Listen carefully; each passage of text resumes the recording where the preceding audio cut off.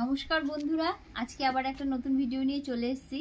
আজকে আপনাদের খুব সহজে করে দেখাবো বাসন্তী পোলাও। বাসন্তী পোলাও করার জন্য আমি নিয়ে নিয়েছি, দেখুন, গোবিন্দভোগের চাল।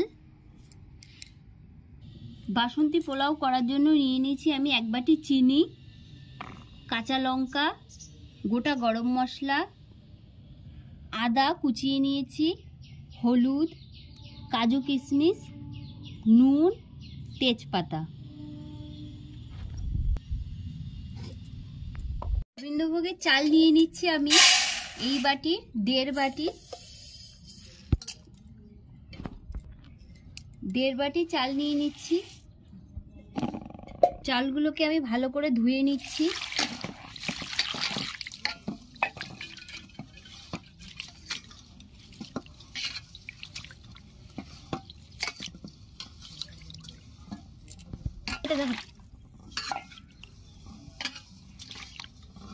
আবার ভালো করে ধুয়ে নিচ্ছি।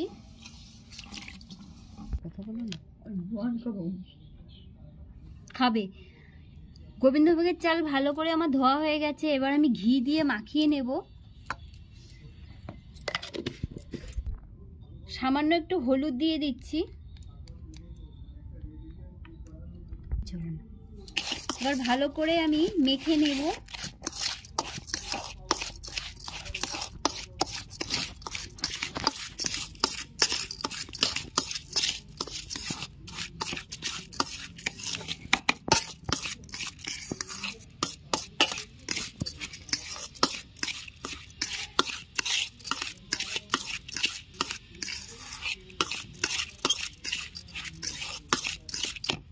ভালো করে মেখে নেওয়া হয়ে গেছে। এবার আমি 5 মিনিটের জন্য রেখে দেব। উনুন ধরে গেছে, আমি কড়াইটা বসিয়ে নিচ্ছি।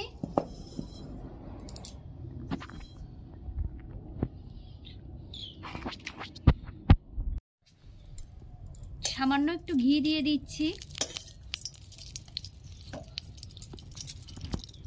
ঘিয়ের মধ্যে আমি কাজু কিশমিশ গুলো দিয়ে দিচ্ছি। ভালো করে একটু ভেজে নেব।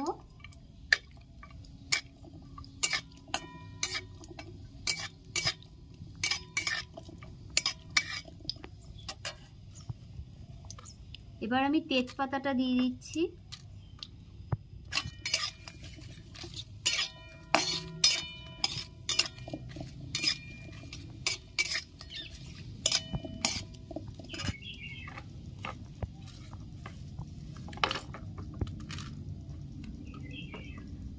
আদা কুচি দিয়ে দিচ্ছি।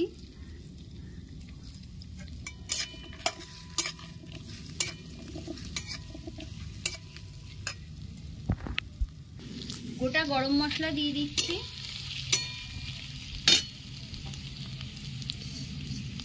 ঘি দিয়ে মাখা গোবিন্দভোগের চাল দিয়ে দিচ্ছি।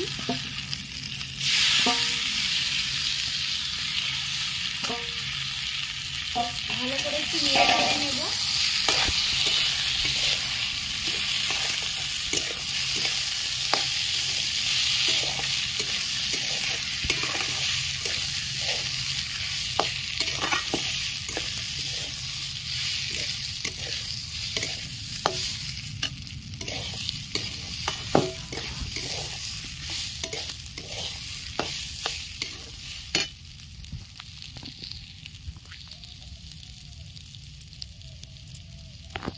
যেহেতু এই বাটির আমি 1.5 বাটি গোবিন্দভোগের চাল নিয়েছি, তাই এই বাটির 4 বাটি আমি জল দেব।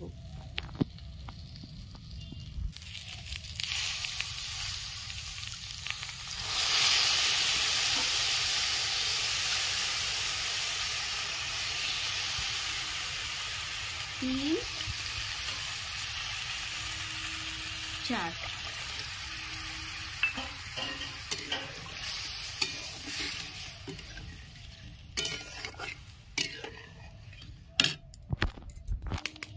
চারটে কাঁচা লঙ্কা দিয়ে দিচ্ছি। সামান্য একটু নুন দিয়ে দিচ্ছি।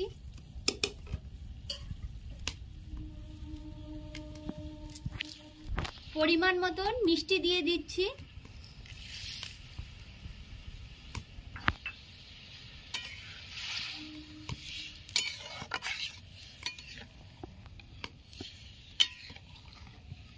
এবার আস্তে আস্তে জাল দিতে থাকবো।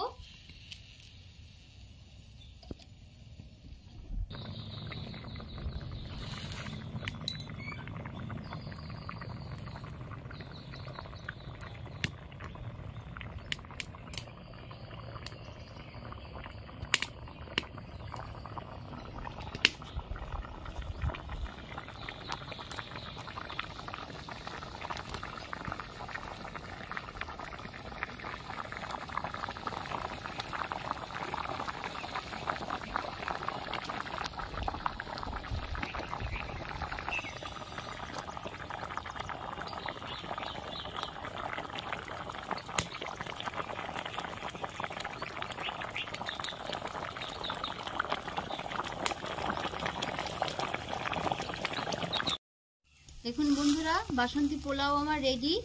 এবার আমি নামিয়ে নেব। এটা ঠান্ডা হয়ে গেলে একদম ঝরঝরে হয়ে যাবে।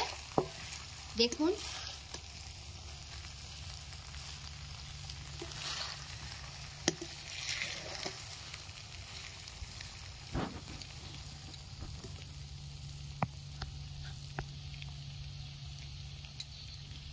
হয়ে গেছে। এবার আমি নামিয়ে নিচ্ছি।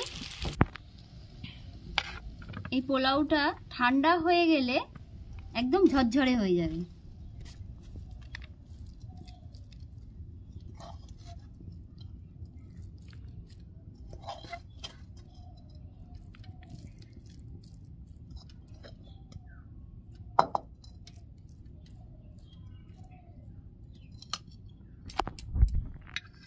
মঞ্জু একটু দাও।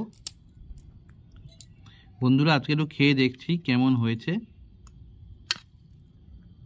গরম ঠান্ডা হোক, তারপরে খেয়ে। এর সাথে কষা কষা মাংস, নাও খেয়ে দেখো কেমন হয়েছে। বন্ধুরা আমি একটু খেয়ে দেখছি কিরকম হয়েছে। মঞ্জু করেছে।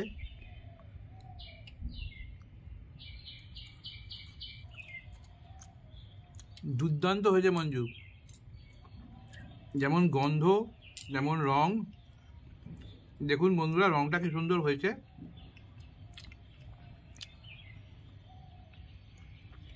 গন্ধটাও হয়েছে সুস্বাদু, খুব সুন্দর হয়েছে গন্ধ, ঘিয়ের গন্ধ। দেখে সরস্বতী পুজোর কথা মনে পড়ে যাচ্ছে। 14ই ফেব্রুয়ারি কিন্তু সরস্বতী পুজো, তখনও এরকম এই স্কুলে এরকম করে পোলাও করে, সেই পোলাও আমরা খেতাম।